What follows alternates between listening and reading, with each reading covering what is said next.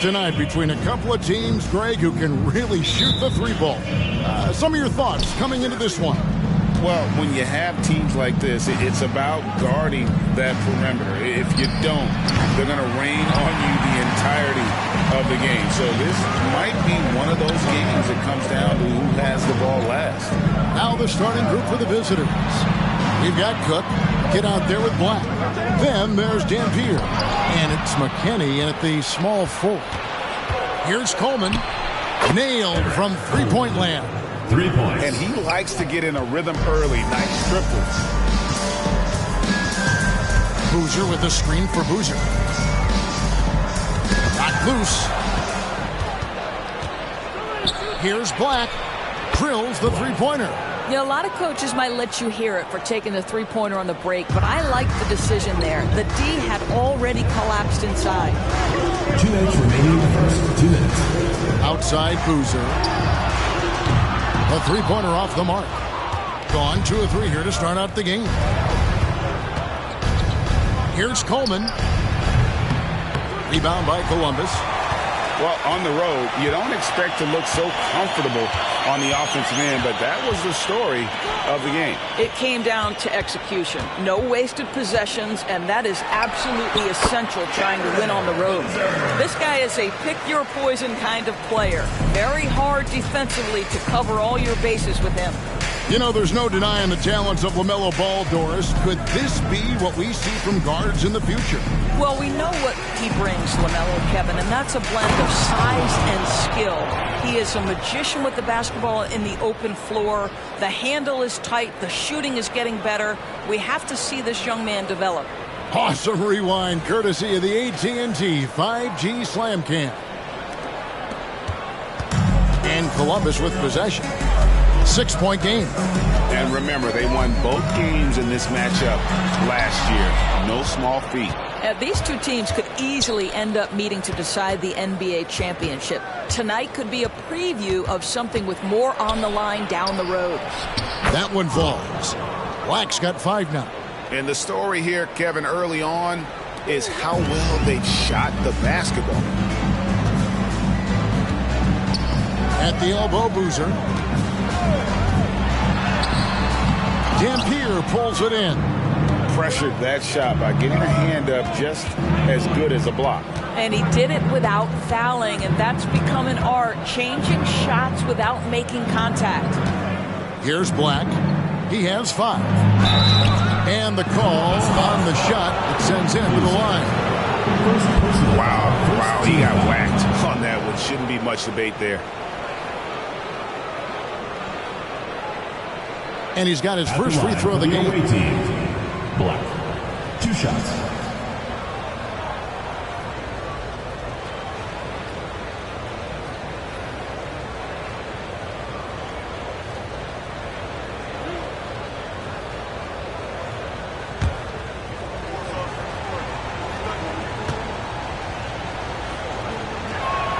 And he knocks down the first one. Both teams deciding to change it up.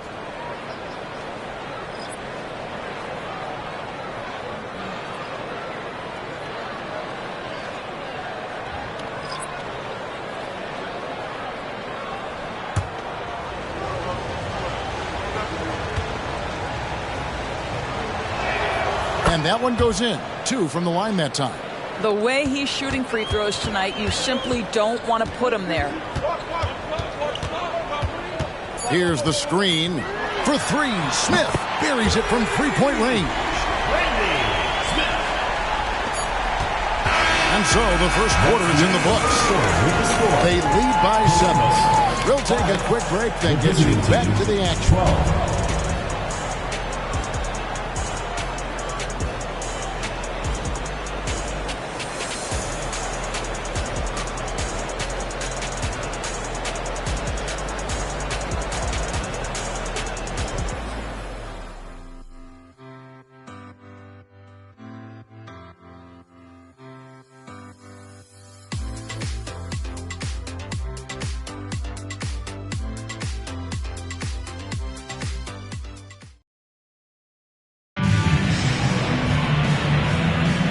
And if you're just joining us, we've played through 1 quarter in this one.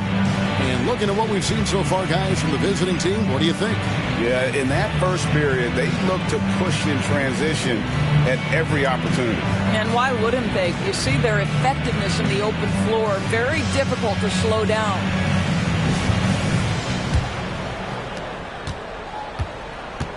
They've got Dampier. McGee out there with Goodwin. And it's Lyles in at the 4 slot. Here's Wooten. Covered by Lyles. Lock at 6. Poke loose. Goodwin with the steal. Passes it to McGee. And with the big collisions we see in the paint, and Greg, there are some have argued for changing the charge rule. Did you see that?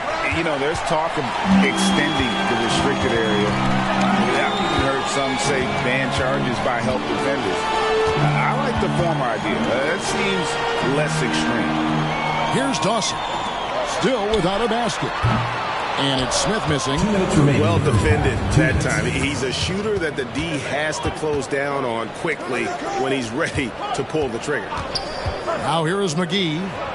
7-point differential. Hauser misses. And that's how you have to defend him out there on the three-point line. Played him perfectly. Good ball movement here by Columbus. There's the screen. Elbow shot. Dampier pulls it in.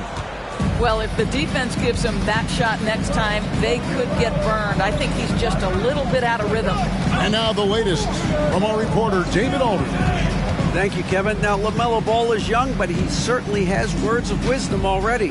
He says, everybody always asks me, what's my slogan? 2 words.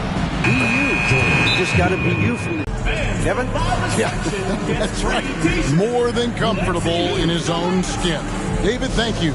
And now the first timeout called here for Columbus.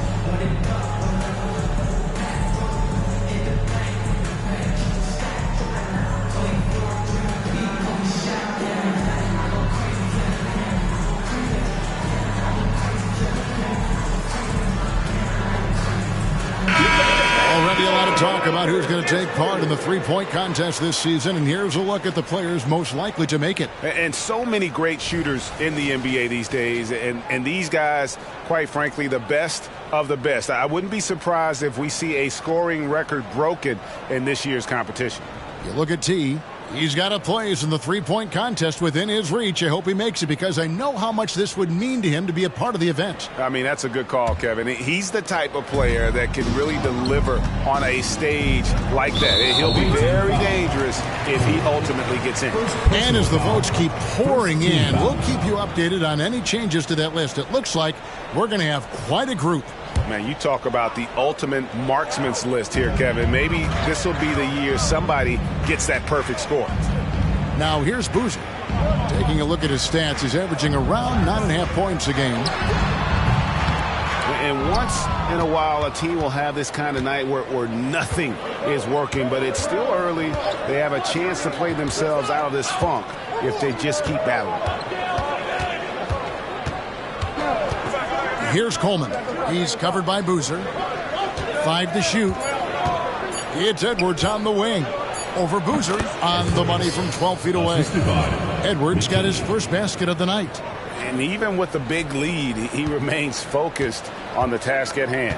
That is the competitiveness he brings to the table. Every night you're going to get great effort from him. Now here's Boozer, guarded closely. Shoots the three, hands it from downtown. Boozer's got it back down to within single digits for Columbus. You can't just stop when there's a pick set up. You got to fight over it as a defender. You know exactly what that takes. It takes energy, it takes activity, it takes intensity. And so that's the end of the first half. Up by 9. And now let's catch up with David Aldridge, who's standing by from the sideline. All right, Dave. Thanks very much, Coach. The offense seemed to struggle a bit early on. What did you see? Well, turnovers killed us. It led directly to baskets, and then disorganized offensive play. We have a way we have to play against them. We got to stay with it. Yeah, the ball has to move and not stick, right? Back to you, Kevin. Thanks for the great interview, David. And we'll be back for the third quarter of basketball following halftime.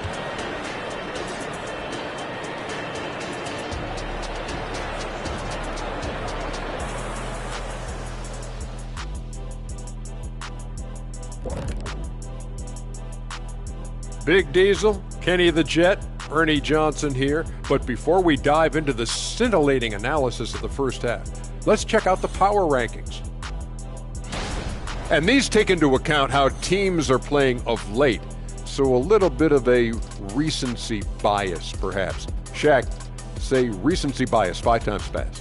Recency bias once plus 4. That's 5 times. Oh,